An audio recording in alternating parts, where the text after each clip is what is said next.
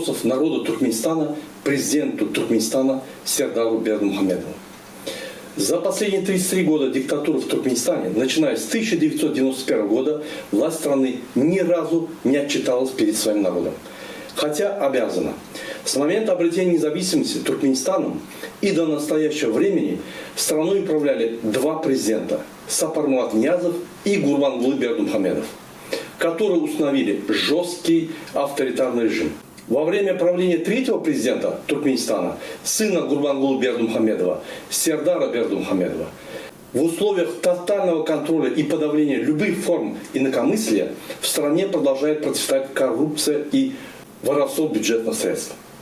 Начнем с того, что Сапармурат Ниязов, известный также как Туркменбаши, основал культ личности, потратив миллионы долларов на памятники и личные проекты, включая строительство грандиозных дворцов и золотых статуй в свою честь. После его смерти Гурбангулы Бердымухамедов продолжил авторитарное правление, также создавая культ личности и строить дорогостоящие объекты, многие из которых не имеют практического значения для населения. Системная коррупция и воровство государственных средств стали обычным делом. По данным международных организаций, значительные суммы из государственного бюджета регулярно присваиваются чиновниками высшего звена, что серьезно подрывает экономическое развитие страны и приводит к бедности среди населения. В частности, средства, предназначенные для социальных программ и инфраструктурных проектов, часто оказываются на счетах за рубежом, принадлежащих высшим должностным лицам и их семьям. А большинство людей в Туркменистане тем временем сталкиваются с постоянными экономическими трудностями, нехваткой продовольствия и лекарств, высоким уровнем безработицы и инфляции. Власти, вместо того, чтобы решать все эти социально-экономические проблемы населения, продолжают ограничивать свободу слова и подавлять любые попытки граждан выразить недовольство или потребовать отчетности. И вот сейчас, наконец, на основании статьи 3, 4, 5, 8, 68 и 71 пункта 11 Конституции Туркменистана мы, народ Туркменистана, требуем от действующего президента страны Сердара Бердымухамедова впервые в жизни осмелиться и выйти к людям и ответить на накопившиеся вопросы граждан. Мы имеем законное право знать и требовать правду, ибо, ссылаясь на главный закон Конституции Туркменистана, именно народ является единственным источником государственной власти. Народ Туркменистана осуществляет свою власть непосредственно или через представительные органы. И никакая часть народа, и ни одна организация или отдельные лица не вправе присвоить власть в государстве. Но это согласно закону. А фактически вы, господин президент, и ваши предшественники перекрутили закон в угоду только себе, а людям закрыли рот, уши и глаза, дабы страхом подчинить себе народ. Сейчас же пришло время ответить на все вопросы ваших соотечественников. Итак, вопрос первый. В течение 33 лет независимости Туркменистан продал на экспорт природных ресурсов на сумму более 150 миллиардов долларов США. Это 5 триллионов манат. Но почему тогда уровень нашей жизни так и не изменился? Мы как получали в 1991 году $100 заработной платы, так и сейчас получаем $100 заработной платы или 2000 манат. Куда делись вырученные средства от продажи наших природных ресурсов на более 150 миллиардов долларов США? И почему туркменский народ ничего с реализацией этих ресурсов не получил? Второй вопрос. Почему за 33 года независимости Туркменистана заработная плата президента увеличивается с каждым годом и сегодня составляет 12 тысяч долларов США в месяц или 240 тысяч манат, а заработная плата простых граждан, простых профессий за 33 года так и не увеличилась. Мы как получали 2000 манат в месяц, так и получаем. Кроме того, почему президент Туркменистана получает заработную плату в долларах США, что противоречит закону? А народ Туркменистана получает зарплату в туркменских манатах. Почему нарушены статьи 25, 26, 27, 28 Конституции Туркменистана? Вопрос номер 3. Уважаемый господин президент, почему за 33 года независимости Туркменистана, несмотря на проводимые индексации пенсий, в стране остаются на уровне около 30 долларов США или 600 манат? Почему на протяжении многих лет не решаете проблему низких пенсий и не обеспечиваете гарантированный достойный уровень жизни для пенсионеров? Ведь 600 манатов – это самая низкая пенсия среди стран Центральной Азии. Разве пенсионерам в Туркменистане можно прожить на $30 США в месяц? Почему власть страны нарушает статьи 5, 13 и 54 Конституции Туркменистана, в которых четко сказано, что Туркменистан является государством, гарантирующим социальную защищенность каждого человека, что государство осуществляет регулирование экономической деятельности в интересах человека и общества, обеспечивает устойчивое развитие на благо всего народа, и что граждане имеют право на социальное обеспечение по возрасту. В случае болезни, инвалидности, утраты трудоспособности, потери кормильца, безработицы и по иным законным основаниям. И согласно закону, молодым семьям, многодетным детям, лишившимся родителей, ветеранам и лицам, утратившимся здоровье, при защите государственных или общественных интересов предоставляется дополнительная поддержка и льготы из государственных и общественных средств. Но так ли это на практике? Незащищенные слои населения едва выживают.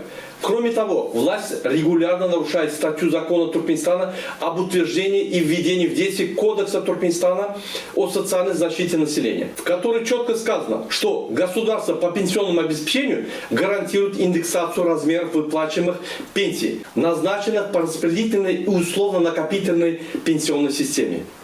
А фактически все осталось без изменений. Вопрос 4. Почему наше конституционное право на свободный доступ к информации у нас отняли? Господин президент, почему по вашему личному указанию запрещены использование всех возможностей получения свободной информации через сеть интернет и даже свободные СМИ? Почему, будучи гарантом нашей Конституции, вы нарушаете наши конституционные права на получение свободной информации? Почему нарушена статья 42 Конституции Туркменистана? Там же четко указано, что каждому человеку гарантируется свобода мысли и слова. Никто не имеет права запретить человеку свободно выражать свое мнение, а равно воспрепятствовать его распространению в соответствии с законом. Никто не может быть принужден к выражению своего мнения и убеждения или отказу от них. Каждый человек имеет право на свободный поиск, получение и распространение информации способом, не запрещенным законом, за исключением содержащей государственную или иную охраняемую законом тайну. А по факту даже в таких простых вещах запрет и полная изоляция от внешнего мира. Вопрос номер 5. Почему с каждым годом Туркменистан вводит различные визы с зарубежными странами, усложняя таким образом выезд из Туркменистана наших граждан? Почему наша страна изолируется от внешнего мира и не развивается в ногу со временем? Почему внутри Туркменистана гражданам страны из разных вилаятов, областей нельзя приезжать в столицу Ашхабад? Почему вы, как президент, дали указание не пускать граждан Туркменистана, проживающих в Ташаутской, Марыйской, Балканской, Ливапской областях, в столицу Туркменистана, город Ашхабад? Они разве не граждане Туркменистана, имеющие право на внутреннюю миграцию или туризм? Почему таким образом нарушают статьи 26, 27, 28 и особенно статья 39 Конституции Туркменистана? Вопрос номер 6. Почему вы, господин президент, не разрешаете в Туркменистане зарегистрировать свободную партию? Почему зарегистрированные партии являются клонами, которые поддерживают только вас? Почему нарушаются статьи закона 17, 42, 43 и 44 Конституции Туркменистана? Почему за регистрацию партии или за нелояльное мнение действующей власти гражданин по надуманным статьям приговаривают к разным срокам тюремного заключения? Почему из так называемых заключенных по политическим мотивам почти никто не попадает в списки амнистированных? Вопрос номер 7. Почему в Туркменистане религиозные люди преследуются? Почему хранение Корана в домах Туркменистана является преступлением? Почему вы посадили в тюрьму или изгнали тех мусульман, которые не лояльны и не поддерживают вашу действующую политику? Почему нарушаются статьи 18 и 41 Конституции Туркменистана? Ответьте на эти вопросы. Вопрос номер 8. Почему в тюрьмах Туркменистана находится много незаконно осужденных? Тех, чья вина не доказана, и тех, у кого статья УДО, условно-досрочное освобождение. Согласно очередному докладу World Prison Brief, в Туркменистане 570 заключенных на каждые 100 тысяч населения страны. Это третий показатель по численности в мире. Если учесть то, что в Туркменистане проживает всего лишь 4 миллиона человек вместо заявленных 6,5 миллионов человек, то, следовательно, Туркменистан по показателям заключенных на 100 тысяч человек пребывает на первом месте в мире. Соответственно, почему в Туркменистане очень мало оправдательных переговоров? Не допускаются независимые частные адвокаты подозреваемым. А за употребление обычного традиционного насвая граждан Туркменистана приговаривают к 5 годам лишения свободы. Разве это необычное административное нарушение? Почему нарушаются статьи 31, 32, 33, 34, 35, 36 Конституции Туркменистана? Вопрос номер 9. Почему в Туркменистане большая безработица? И она составляет более 50%.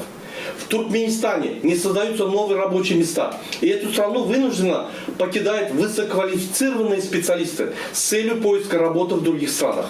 Почему для того, чтобы прокормить свою семью, 45% населения Туркменистана вынуждены покинуть свою родину и работать нелегально за границей в качестве трудовых мигрантов? При этом ни одно туркменское посольство за рубежом не помогает им в их легализации, не меняет им паспорта, не помогает получить медицинскую страховку. Почему сотрудники посольства Туркменистана в Турции, России и в Европе вместо того, чтобы помогать своим соотечественникам, а наоборот преследуют их за рубежом? При этом вы, господин президент, запретили менять паспорта в посольствах и консульствах Туркменистана, заставляя наших граждан возвращаться на родину и делать документы повторно там. Почему в Туркменистане для замены паспорта и выезда из страны нужно обязательно платить в различные инстанции взятку в размере до $3000 США? Разве это не масштабная коррупция с участием сотрудников миграционной службы, национальной безопасности, полиции и Министерства иностранных дел? Согласно статье 91 Конституции Туркменистана, вы являетесь председателем Кабинета министров Туркменистана. Если вам не удается создать для людей рабочие места внутри страны, перешагнув порог безработицы в половину, значит, вы довели экономику Туркменистана до высочайшего кризиса. Значит, вы, как премьер-министр и руководитель Кабинета министров, не справились со своей работой и должны покинуть занимаемую должность. Да, даже мы, простой народ, видим в миграционных вопросах некомпетентность и нарушение статьи 10.91 Конституции Туркменистана, статьи 3 Закона о миграции Туркменистана и статьи 5 Венской конвенции о консульских отношениях от 24 апреля 1963 года, которую подписал Туркменистан. 10-й вопрос. Почему граждане Туркменистана, имея право на получение бесплатных медицинских услуг, обязаны платить огромные взятки чиновникам, врачам и так далее? Почему нет должного медицинского обеспечения всей сферы медицины? Либо все медикаменты платные и доступны не всем. Вопрос 11. Туркменистан погряз в коррупции по вашей вине. Ибо чиновники, которых вы взяли на работу, занимаются масштабным взяточеством. Почему чиновники, то есть слуги народа, вводят все запреты на все и всегда ссылаются на вас? Почему чиновники говорят, что все запреты – это прямое устное указание президента Туркменистана? Почему вы, будучи гарантом Конституции, не ведете борьбу с коррупцией, а даже наоборот, сами своими устными указами создаете условия для коррупции? Почему Туркменистан, согласно индексу восприятия коррупции, занимает 170 место из возможных 180? Почему, чтобы стать чиновником, надо обязательно заплатить взятку в огромных размерах? Почему администрация президента и сотрудники Кабинета министров продают государственные должности с расценкой, как в магазинах? Почему в Туркменистане государственные чиновники получают от 2000 манат до 5000 манат? То есть от $100 до $250. Разве эти маленькие доходы не становятся поводом заниматься коррупцией?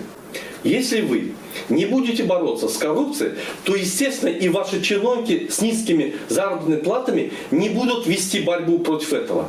Ведь согласно Конституции Туркменистана, именно вы являетесь гарантом справедливости, порядка, наших прав и всех законов Туркменистана. Вопрос 12. Почему с каждым годом население Туркменистана уменьшается? Почему в Туркменистане реально проживает не более 4 миллиона граждан, а Туркменистан везде декларирует иную цифру – около 6,5 миллионов человек?